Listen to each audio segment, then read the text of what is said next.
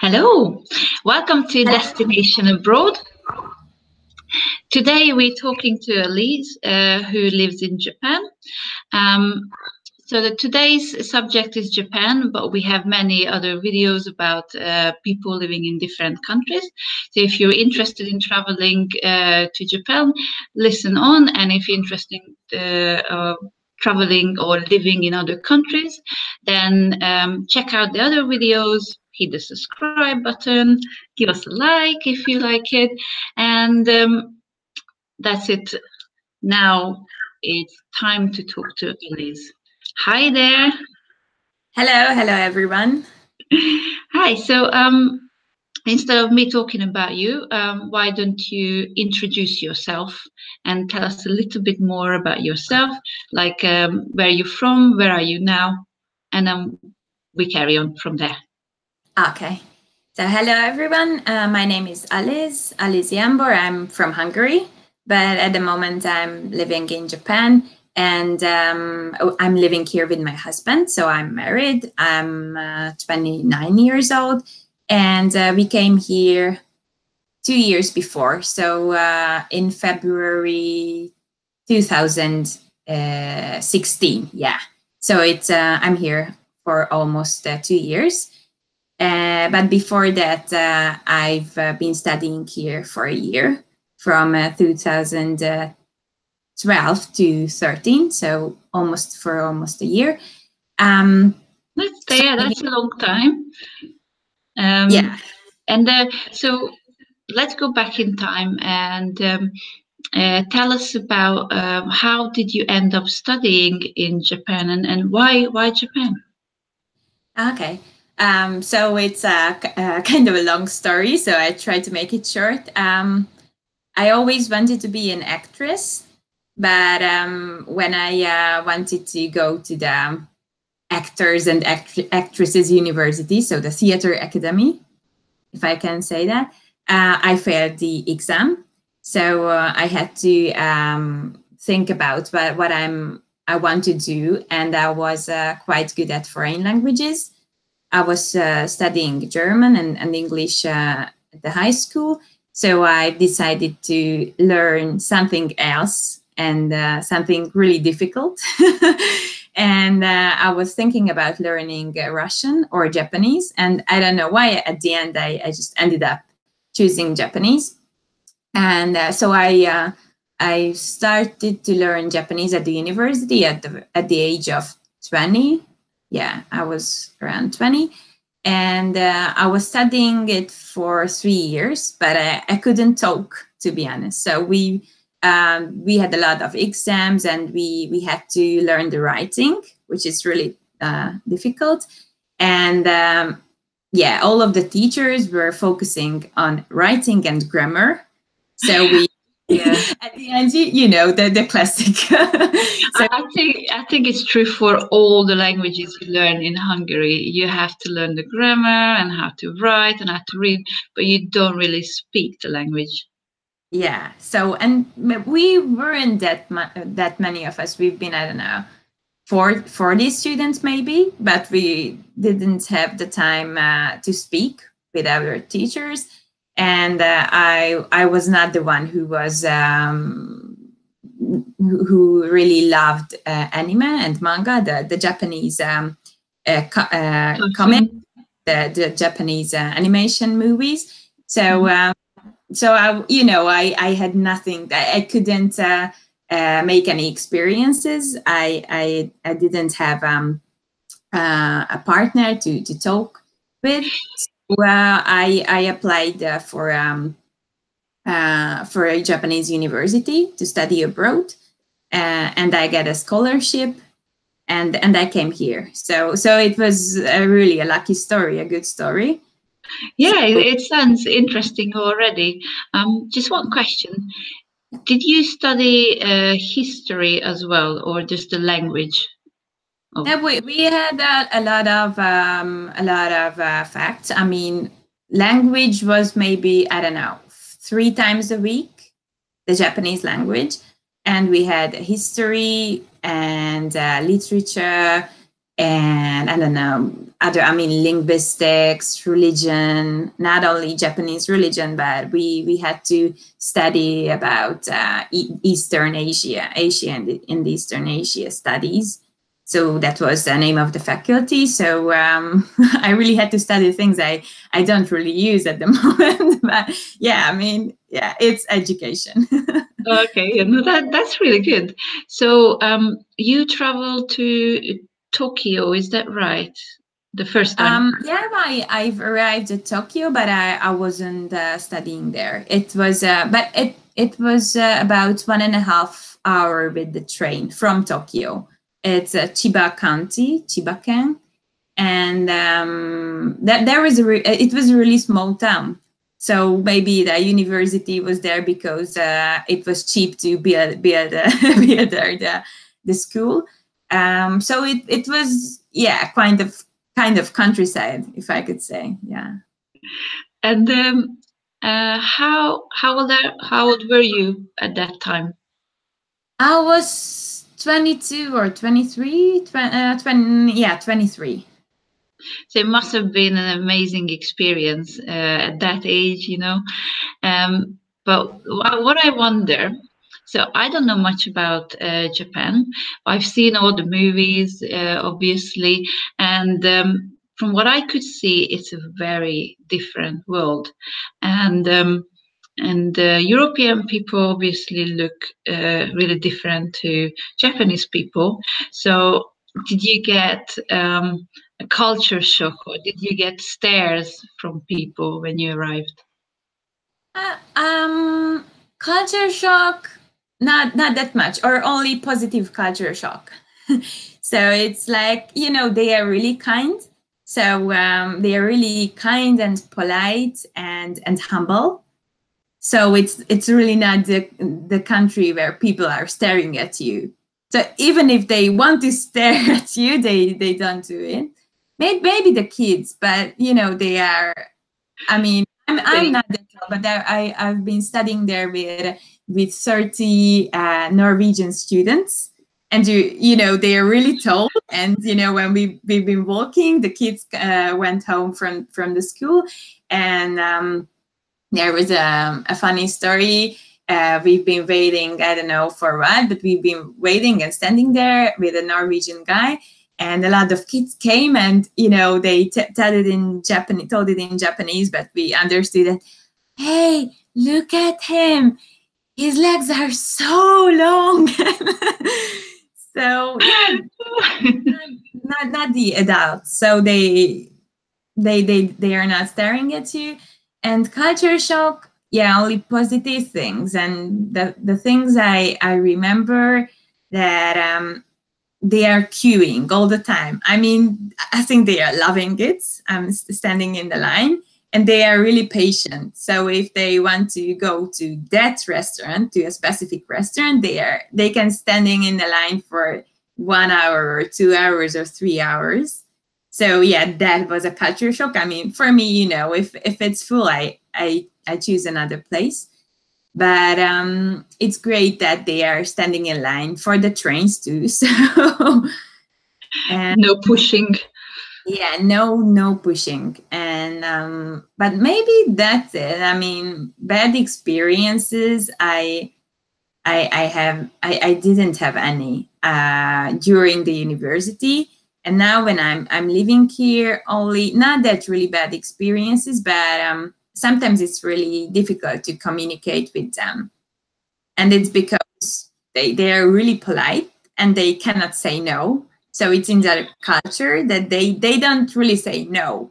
So if you ask someone, I don't know, let's go for a drink, and if he or she doesn't want to go, then they say, oh, I don't know, I'm busy, or maybe at another time. And if you ask, okay, when are you free? Oh, I don't know, let's talk about it later. So it's a point, when other Japanese people realize that, okay, he or she doesn't want to go. Let it go. Yeah. For a foreigner, it's really difficult. And I mean, if you're living here, sometimes it's really tiring too. So that's one of the bad experiences, but I don't really have any. Yeah. And do you think your studies prepared you a little bit for the culture, for what you can expect when you go there? Or was it like you got there, went to university, and you realized, oh my God, it's so different? Yeah, it was really different, but I think that my studies helped me a lot. So you're studying the language, and while you're studying the language, I mean, English and German. I don't know. If you're a Hungarian, you can guess. I mean, you can, if you know the words, even if you don't really know the grammar, you can put together the words, and your partner catches the meaning, right? But in the case of Japanese language, it's not that. So their thinking is really different. So even if you know the words and even if you know the grammar, you cannot really speak.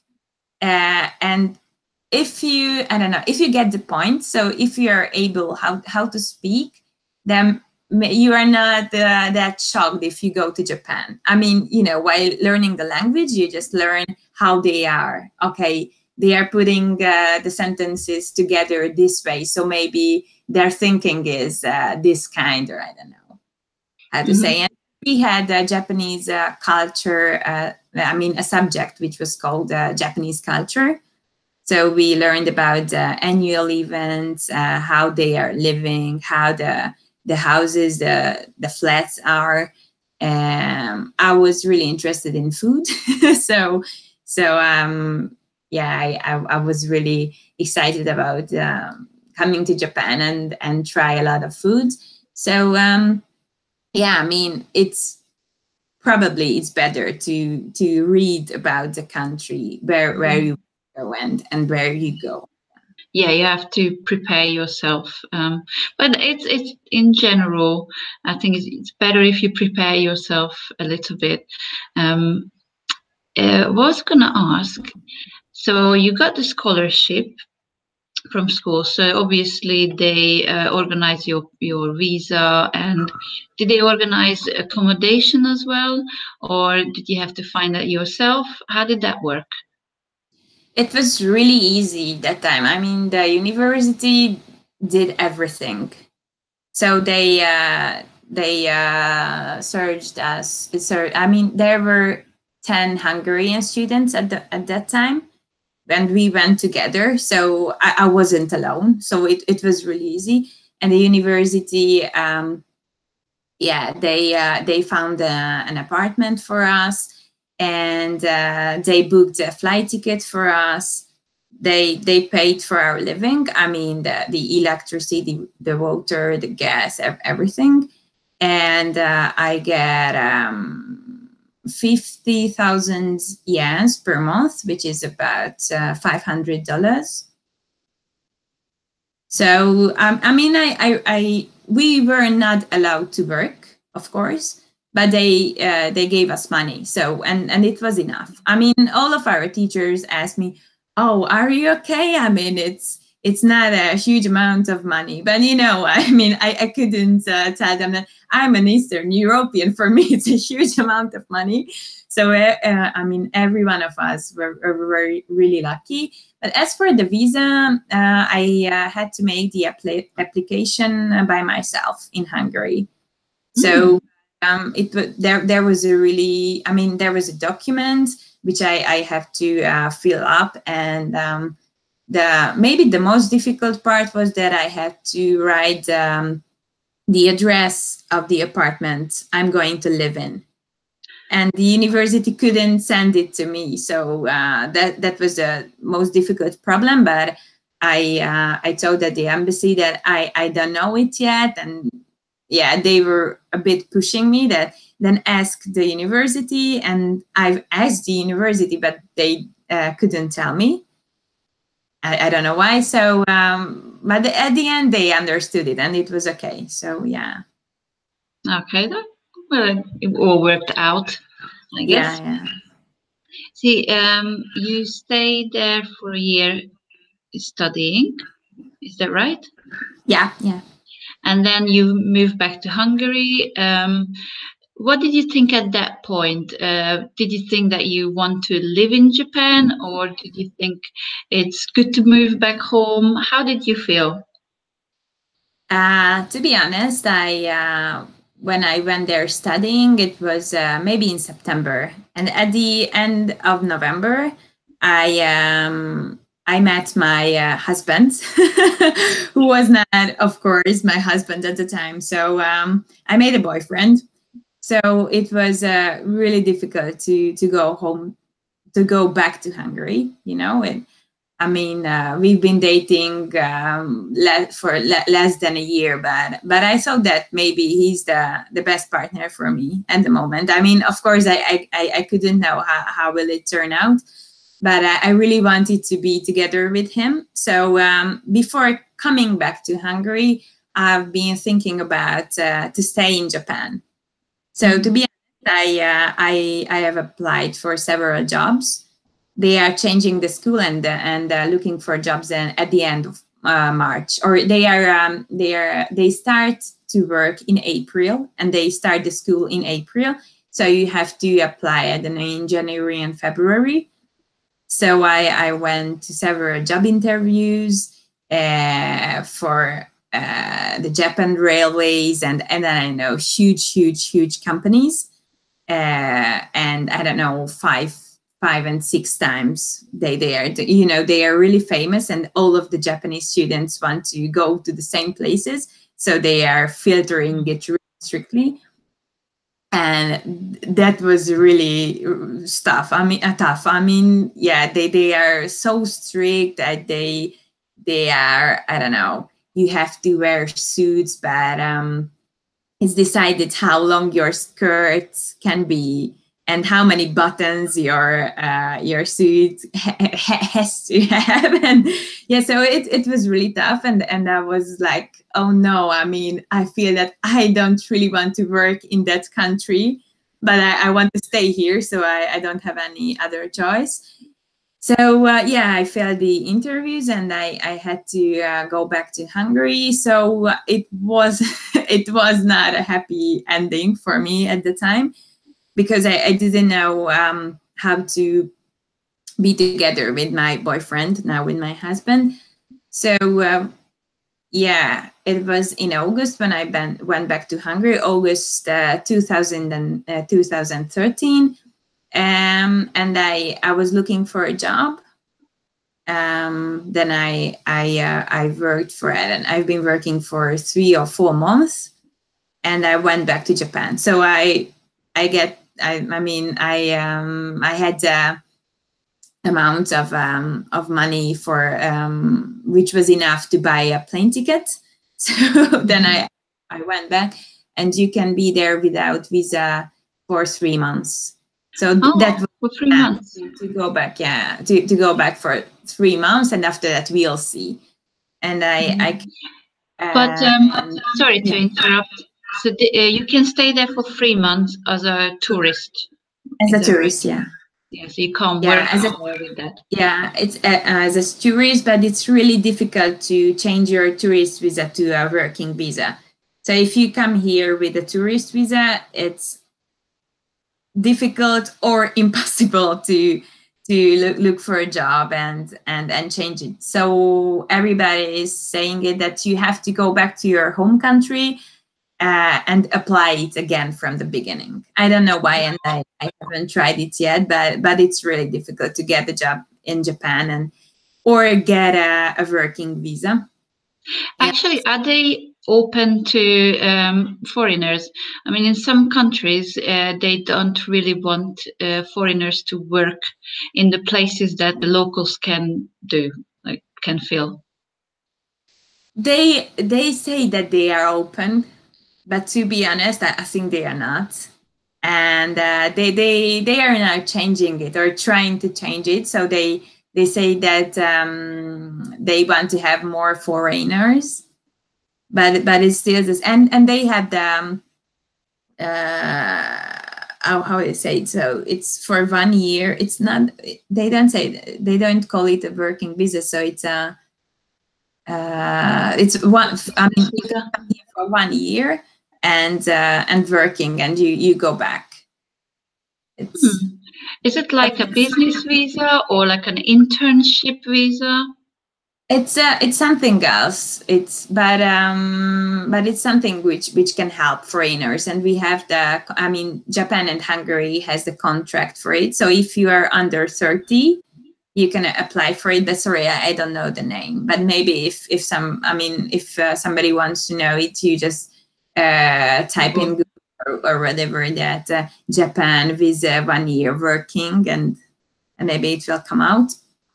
Yeah, but they are strict. And for me, when I was a student and was looking for a job, I think that the main reason that I failed at the job interviews, that they don't want to take the difficulties to arrange the visa for you.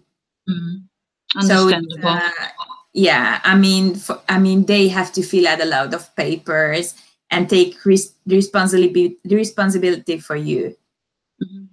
Of course, they don't know you. They are just start to work there, so they don't really want to do it. So the easiest way to come here is that you're a professor or a teacher or an interpreter or a cook. So a cook. Yeah, I mean, there are maybe 3 or 4 Hungarian restaurants in Japan. So wow. If you want to work in Japan, just it's the food. So they really like eating, and yeah. And they like Hungarian food? I think they like every type of food. They don't really like spicy food, I think. So I've only been maybe 2 of the Hungarian restaurants here, so they are a little bit changing the taste of the Hungarian food. But the place where I went, it was packed with people. So I can say they like it. Yeah. Yeah, sounds like it. Yeah. So before I ask you about the visa, you were saying you went back with the tourist visa. Yeah. And then what happened? Then we've been thinking together with my boyfriend, and he was really kind and told me that, okay, then now it's the time that he will go to Hungary. So very brave of him. Yeah, I mean, at the time he had half year left at the university, so it was I've been there from February till March. And he has finished at the end of August or September, maybe. So he came to Hungary. I went back in May, and it was August. In August he came too, and there is the Balassi Intézet, the Balassi Institute, where foreigners can learn Hungarian. And as far as I know, that's the only school which gives foreigners a visa for Hungary, a student visa. I mean, if you're only learning Hungarian as a language. So he has applied for it, and he got it. And at the end of the 1 year of the school, we have decided to marry, because that was the easiest way to prolong his visa. So it was not a really romantic story, but yeah. I mean, we've been already thinking about getting married. We have just, I don't know, make it faster. Yeah, might as well. If you meant to be together, it doesn't matter when you sign the papers, right? Yeah. So he could stay here on a student visa and then as a partner visa, I suppose. Yeah. But something tells me that you didn't plan to stay in Hungary.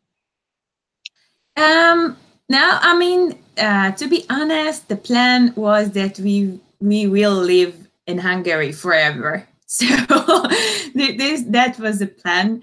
but it was only a plan. So I mean, maybe for international couples, you can never know. So everything is changing, and the problem was that I was working at a tourist office. So I mean, my day started at 9 o'clock in the morning, and I was finishing job at 5:30 p.m. and I was free. And he was working at the Japanese restaurant at the time, so he was sleeping when I left. And when I came home, nobody was waiting for me. And when he came home, I was already sleeping. So you know that. Oh, no, you didn't see each other. Yeah. It's, you know, there was a movie where, there was a couple, and the guy only knows that the girl moved away, that her toothbrush was not there anymore. So it was kind of that story, you know. So of course he had maybe he got these Sundays for holiday, so we could spend together the Sundays. But he was so tired and so sleepy that we couldn't do anything. So I was fed up, and it was me who said that, come on, let's do something and let's solve this problem, because we are living together but we are not together. And it was he who said that, then what about going back to Japan? And I said, no way. I have all my friends here. And maybe it was the job interviews that made me realize that, Japan is not the country for me. So, I mean, studying here is one thing, but working here is another thing. And the tour office, I was working in Hungary. It was a Japanese office, so an affiliate. So I knew how they are, and sometimes it's really difficult to I mean, strict. I cannot. I mean, you have to throw away your personality. Oh, so, yes. I actually heard about this, and I heard they're really strict, and I heard they work a lot of overtime, and they don't have that much holiday either. So that compared to European working hours, they do more and they have less holiday. That's what I heard. Yeah, it's now changing, I think, but they do overtime, and I think that it's in the law that they are not allowed, but they of course doing it.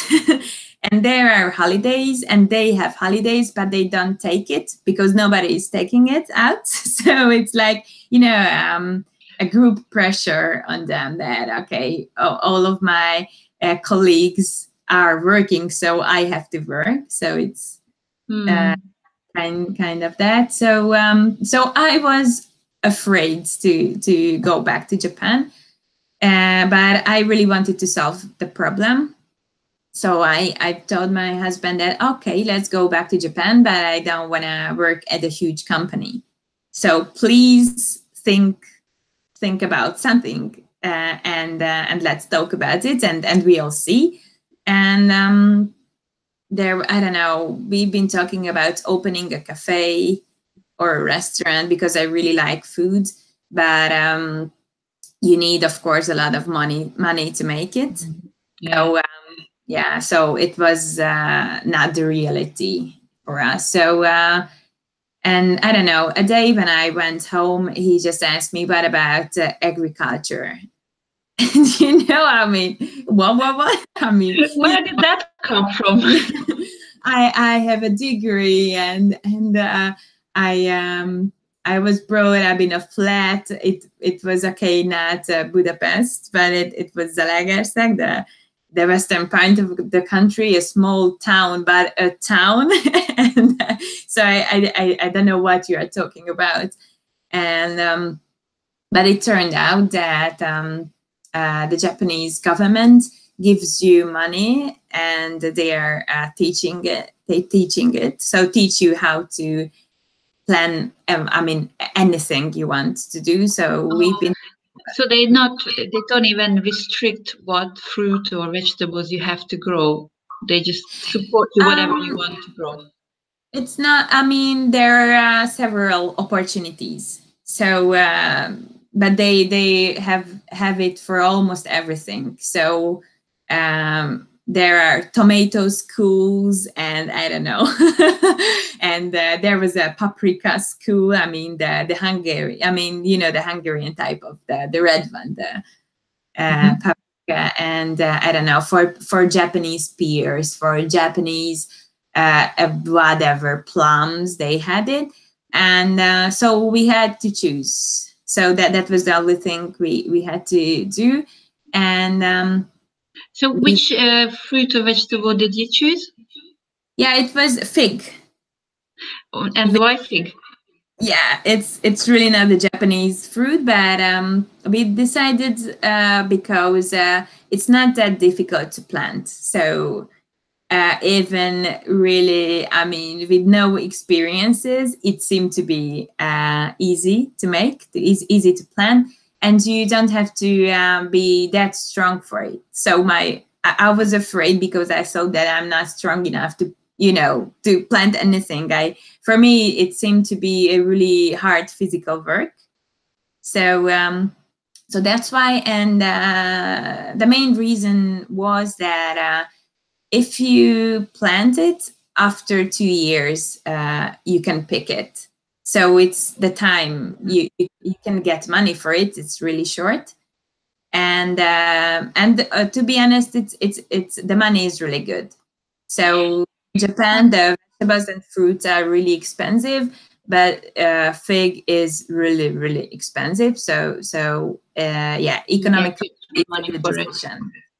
Yeah. And what happens for those 2 years? Because obviously you're not going to benefit until it grows before you can harvest it. So what happens for those 2 years? Yeah.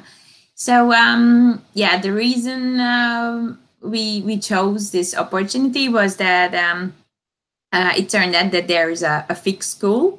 So for 1 year, you are just learning, and there is an internship. I mean, you go to a fig farmer's place. So we've been studying there every day and working there every day. And for that 1 year, I mean, while you are learning it, you get money from the government, and then you plant your own fig trees. And from that time on, for 5 years again, you can get money from the government.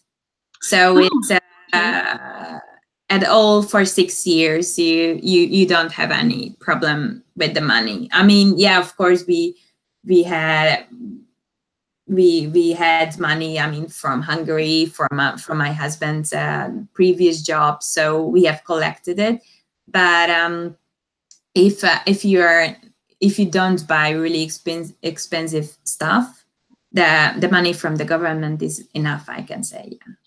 Yeah. I assume that you don't live in Tokyo. You live in a smaller place when it's more affordable to live. Yeah.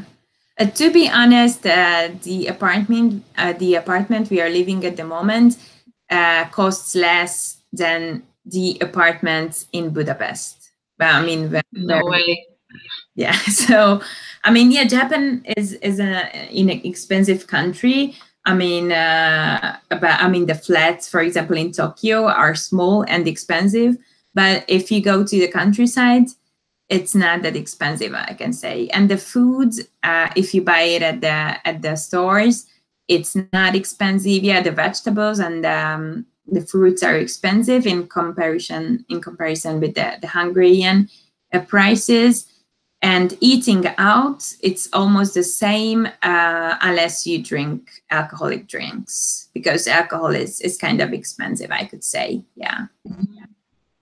And so how hard was it so from the moment you decided, like, okay, so we're going back to Japan, how hard was it to actually move there? I mean, to apply for this school, fix school, and also to get a visa or to get a flat, that sort of thing? How long did that take you? Yeah, the decision itself took a lot of time for us. So it was, I don't know, maybe it took half a year that my husband could make me decide. I mean, he was really decided, okay, let's go back. So maybe it was, I don't know, in January. And at the end, it was for me maybe July when I said, okay, let's go. And when we came here, it was again January. So from the first time that he told me that, what about agriculture? Till the moment when we came here to Japan, it took 1 year. But the preparation itself was half a year, I could say. So then we found out, okay, the fixed school thing, and we decided for the fixed school thing, and he did all the work. So I was really lucky. He did really everything, because he said, okay, it's in Japanese, so maybe it's better if I'm doing it, and it's right. I mean, even if I can speak, even if I can write, it's not the same. So he wrote emails to the fixed school, and we've been lucky because we found an apartment while we've been in Hungary. So the internet is really a good stuff. I mean, he found a flat on the net, and we applied for it. And the application was kind of difficult because Japanese people are really strict with the paperwork, and they are using stamps. So not signatures, but you have to put your stamp, push your stamp on the document. But his mother helped us a lot to make, I mean, with the papers. And you know, the I don't know, the So sorry. Yeah, sorry.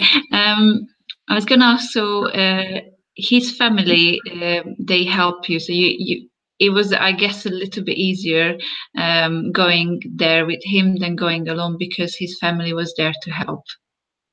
Yeah, I mean, it's really not the same if you come here, I mean, to every other foreign country. So it's really difficult to go there alone, and it's really different from that when you are, you know, you're going with your husband or wife, and when somebody is already there who can help you from the beginning. So I have a friend who came here maybe in September or in October, but she's Hungarian, and she's working now at an hotel, but they really didn't help her anything. So she came here. She had to make a lot of work with her visa. The Japanese people are really strict with you. I mean, if you want to get an apartment, they just don't. You just cannot. I mean, you need a lot of signs from Japanese people, you know, who are taking like recommendations that you are a good person. Yeah. So it's really difficult for a foreigner. I mean, for me, because my husband is Japanese, it's easy. But I'm just, sometimes I feel I'm just a not existing person. So, you know, I'm working as a fig farmer now, but on papers I'm not working. So I'm just like depending on my husband. it's really I mean, for a foreigner or for a Hungarian, or for me, I don't know. So for a strong person, for a person with a strong personality, it's really, I mean, it hurts me. It's like they don't believe you, they don't trust you. It feels like that. Of course, they are, I don't know, defending themselves, or I don't know, but it's difficult. Yeah. I guess you have to prove yourself that because they don't know anything about you. Yeah. But I mean, but isn't it weird that you come here you have a job at a hotel, but they are not helping you and you have to prove that they are working for them. And, you have to live somewhere, but you cannot live there until a Japanese person doesn't sign your papers. And what if you cannot find anybody? So it's, yeah. Yeah, I can imagine you go there the first time in your life. Like, how would other Japanese people know you? Yeah. So It it, sounds I'm difficult. really lucky. For me, everything was so easy. Yeah. Talking about easy, how easy was it to leave your family behind? That was the most difficult part, of course. So the preparation time for that was, I mean, took much more time for me than all with the paperwork and stuff like that. So I just didn't know how to tell it to them. So I have a sister and my two parents. So at first I told it to my sister, and of course she could understand it, and she has a lot of foreigner friends, and she has a lot of friends who are now, I mean, part of an international couple. So she really knows how it works. So she said, okay, I'm really sad, but it's okay. And she helped me a lot how to how to tell it to my parents. But yeah, it was over, and they understand it. It was maybe in September, and yeah, we came at the end of January, so there were 4 months or 5 months. While Did you prepare mentally? yeah, and or can get used to it, but to be honest, you cannot get used to it. So even if you think you are prepared, at the end it turns out that you are not. So the last 1 month when we've been packing our stuff and I don't know, say goodbye to all of our friends and family members. It was really, I don't know, like a dark moment in my life, a really bad memory. Uh, And and it was difficult. So even for my family, I think, and even for me, and even now, when I come back, when I go back to Hungary and when I come back to Japan, it's yeah, a hard nightmare. each time. I know the feeling. I used to live in England, so I could go home twice a year, but each time it was difficult to leave. But I assume it's a lot more expensive to travel back from Japan to Hungary. Yeah, it's now it's cheaper than before. So it's, I mean, you can afford if you save a bit money a bit, but as a fig farmer we cannot really go. So the difficult part is that we planted the figs this April, at the beginning of April. So I could go home in June because my friend and my cousin had a wedding. So there was a wedding ceremony, and I really wanted to go back for that. But I think that was the last time I could go back in summer. So we from now we are really busy during from spring till autumn. We will be busy. So winter is the time I can go home. So only once a year. So Oh, it's not. okay. I mean, yeah, it's about the money too, but yeah, it's. I mean, in Japan, you can get much more money for your work than in Hungary. So if I feel that if I want to go back, I can go back. It's the time. Yeah. Yeah, it's a long flight. Has anyone visited you there?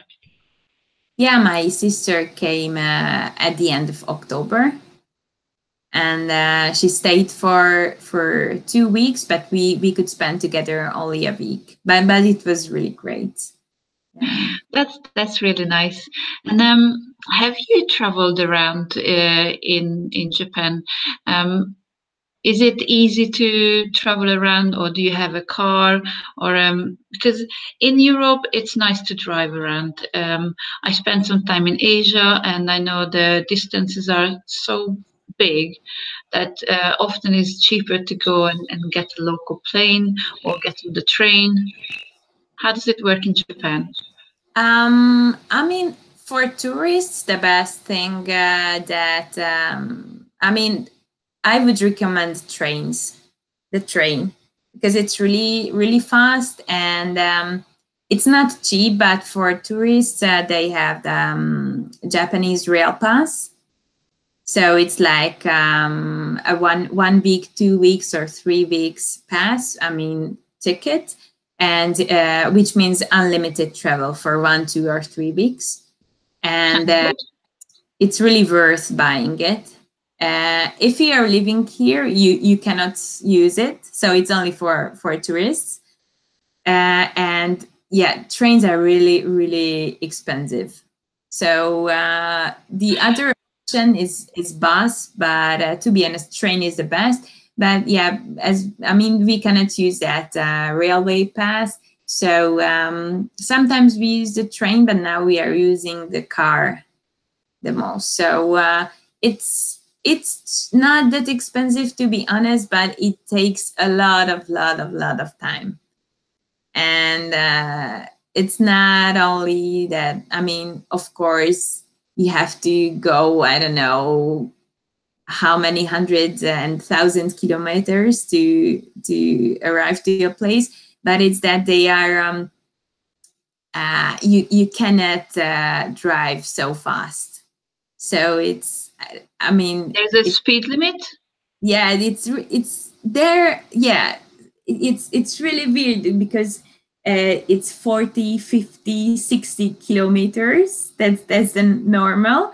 And if you go to the highway, it's 100 kilometers on paper on the signs, but depending on the weather and then the visibility and then stuff like that. To be honest, every time I went on the highway, I was driving on the highway, it was around 80. So it's like, I don't know, you are driving for ages and ages and you are still not there. But they are really humble and polite, but they really don't keep the speed limit, to be honest. So do they speak English? So if you go to train station or bus station, do they speak English there? Now it's better, I think. So in the big cities, I mean, in Tokyo and Kyoto, so the places where a lot of tourists go, they do speak English. But in small towns, they don't really, but they are really kind. So I don't know anybody who got lost in Japan. I mean, most of the tourists who want to go to Japan are afraid of the signs. I mean, they think that everything is written only in Japanese characters, which you cannot read, of course. But no, so it's written there with the Latin alphabet. So good to know. If you know the name of the station, you can get there, and pointing to stuff really, really helps. And I want to go there. You show it on the map, and they help you. And for me, it maybe twice or 3 times they came together with me. They came along with me till we find the place. Because nice. even if I speak Japanese, sometimes you're a foreigner, and even if I ask in Japanese, sometimes they say, "Oh, I don't speak English." They can they can say it in English that I don't speak English, but I tell them, "Yeah, but I speak Japanese." "Yeah, but I don't speak English." And okay, you have to leave it on to them. But then they showed me the way, so they are really kind. So you be brave and come to Japan. I would love to, actually. It looks really interesting. Actually, one thing it's a personal question, because I want to go there, and when I want to go somewhere, I always look on the map, and I drop that little guy in Google Map to look around. And what I saw in small towns, that the houses are really small and right next to each other, and there's not much walking path, or this. It didn't look like in the movies, that those nice Asian kind of houses with nice gardens. What is it like where you live? It's yeah, I mean, at the beginning of our conversation you asked me about culture shock, and yeah, maybe for me it was another culture shock that I came here and I thought the same, that all of the houses are pretty, but no, I mean, they are, most of them are boxes, like, I don't know, white and black boxes, and to be honest they are like made of paper. I mean, they are really cold, and I don't know, it's so, for them to build a house doesn't take a lot of time, so I don't know what it is made of, but I don't really want to know it. And from the outside they are, I mean, I don't like them. So for, I mean, other people maybe they are nice, but the old houses and or the traditional ones, even if they are new, they are really beautiful. um but they are, yeah, box shaped, and for me the most interesting thing that the windows are so small. So there is a huge box with a really small window. It's like, wow. In from the, I mean, the insides can be really dark, or how can they live there? Sometimes I think, but yeah, and in big cities and towns, it's even worse. So it's they. I mean, flats in Tokyo are, just one room, and you have your, not a bed, only a mattress there, and that's it. So it's Yeah, like, I saw some pictures. It's like basically you walk in and your sink is your fridge and your bed is your table. You just turn it around or something like this, like a almost like a Lego house. yeah. I mean, yeah, in big cities it's that way. I mean, of course, in the downtown, so the outdoor parts are better, but yeah, Yeah, it's normally like yeah, that. the And smaller the cheaper, yeah. what about healthcare? Have you had any problems? Have you had to register? How does it work if you got any illness or if you need to go to see the doctor? Yeah. If you are living here, so not as a tourist, you have to register, and you then have a medical care card, if I can say it, and it means that you have to pay for the doctor every time you go. So, but if you are registered, you only have to pay for 30% of the amount. So and it depends, of course, I mean, on your illness and the injury, but yeah, for, I mean, usually if I go there for the first time, I pay like 2,000 yen, which is like 5,000 forints to $20.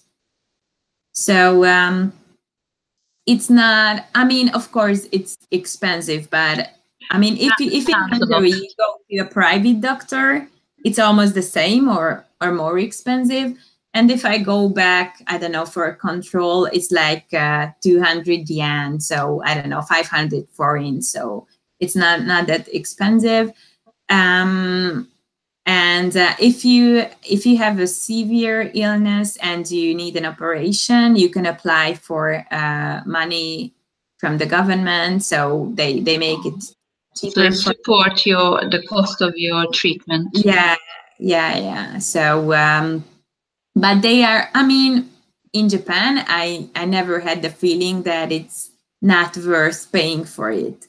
So in Hungary, at the end, I went to private doctors, and I felt that even if I pay, sometimes they are just so rude, or not rude, but they are really not listening to me, or really not, just like, "Oh, okay, just I want to be Yeah. Next. over it. Yeah, next, yeah, that feeling." And in Japan, they are really like, I mean, from the time on that you go in, and so all the nurses are so kind, and all the doctors are so kind. Of course, I've already heard bad stories too. So I mean, nothing's perfect, but I mean, me for myself, I only have good experiences. So and they are really taking care of you. So they are thinking about how, I mean, if you have, I don't know, if you cut your finger, they are thinking about how will it look like after that. So it's like, you are a woman, so don't leave it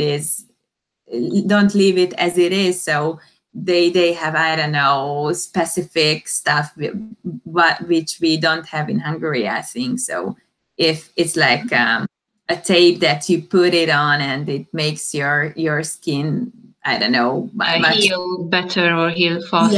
Yeah. So no scarves will remain after that. So, I only have good experiences. Yeah. I see. So it sounds like Japan is a very nice country, but it's not so easy to live there as a foreigner. What do you think now? Do you want to stay there? Do you plan ahead? Yeah. Last time, I mean, when we've been living in Hungary and decided to come to Japan, I have decided that I won't have plans anymore. So it's as an international couple, maybe the best decision is not having plans. But the plan is that we are staying. So I have now friends and Japanese friends here, which helped me a lot. So it's I felt here great, but after we had new friends, I felt much better. So it's really not the same. So now it's okay, but every time I feel that I need my old Hungarian friends. I miss my family, so that part is difficult. Yeah, and I mean that's why I feel I want to go back. But now we have planted the figs, so I really, I mean, I have to wait for them my to job too. grow. So I want to succeed, and I really want to make it to the end. So it's not like I want to leave the whole thing here, but you can never know. So I cannot say that we are staying here forever. So yeah. So you mentioned that you made some friends, some Japanese friends. What about Hungarian community? Are there any Hungarians around you? Yeah, even a town next to us, it turned out maybe a week before that there lives a Hungarian woman. And there's the biggest town or city near to us is Nagoya. And there are a lot of Hungarian people there, as far as I know. So if I want to meet with Hungarian people, I could meet with Hungarian people. But for me, I saw that the best is to make Japanese friends, because it's like, I don't know, it helps you a lot to know. I mean, you can integrate. You learn more about the area you live in, or the tradition, or that sort of thing. Yeah, because when I've been studying here, really, I mean, 10 Hungarian people, we've not living together, but we've been at the university. And every time you want to speak with somebody, you go to your Hungarian friend, and every time you want to hang around, you go to your Hungarian friend, or go with your Hungarian friend. And at the end, I really, you don't have any native friends who can help you or understand your feelings. I mean, now I have my husband, but there are times I don't need my husband. I need somebody else. But now that we are living here for almost 2 years, I really feel that I need Hungarian friends too. So I really miss speaking in Hungarian. So if I speak Japanese, there are a lot of things I cannot express myself that way. I mean, it's not the. It's always your mother tongue when you can express yourself the best.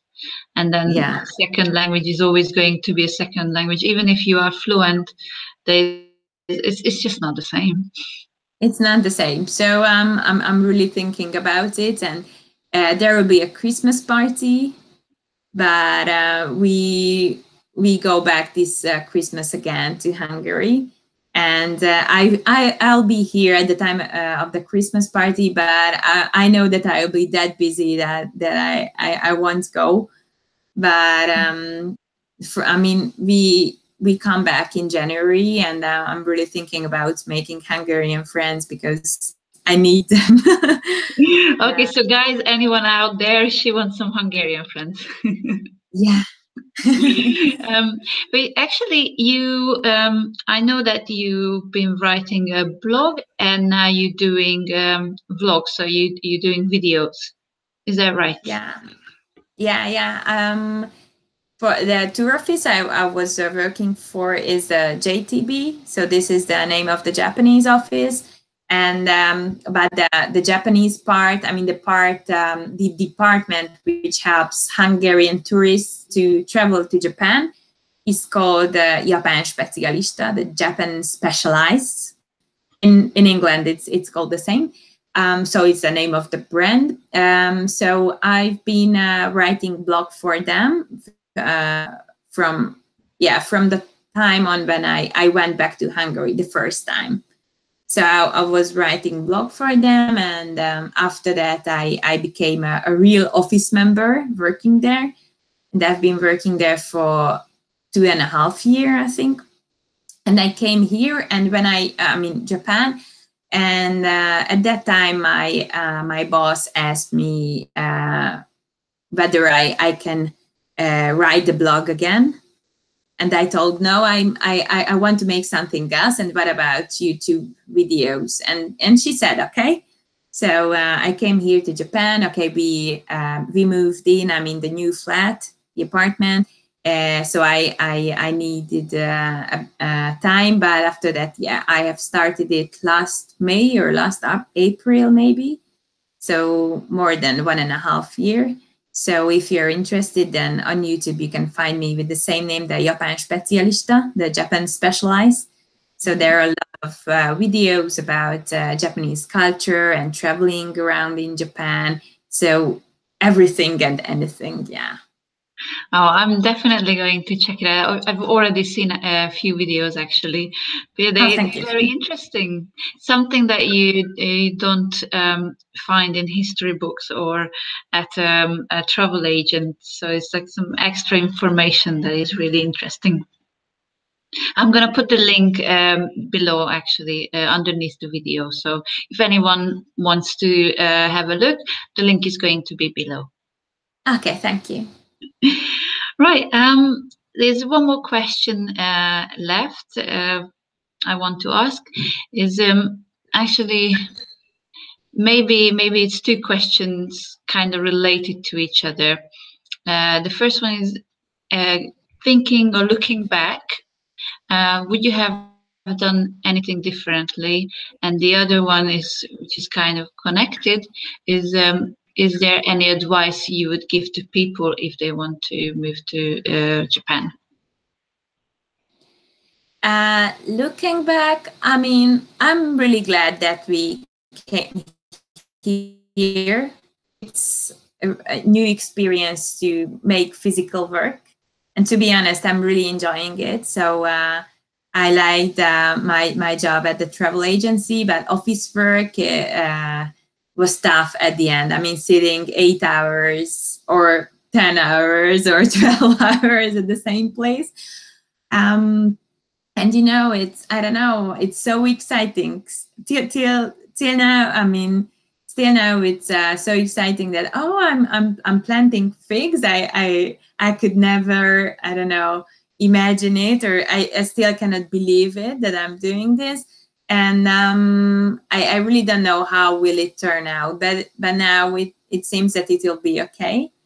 And it's a great feeling to, I don't know, to be productive. How to say? I mean, we are planting things, we are making food, and we are selling it to people, and their reactions. That, I mean, making people happy with the thing you made is just really a unique feeling, I think. So I'm really glad that we came here, and I was really interested. I mean, I didn't know how would I handle this new situation.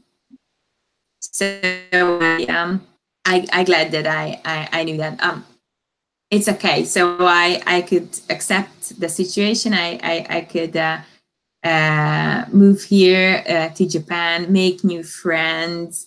I could, I don't know, get used to everything, and I think I feel that they have accepted me too.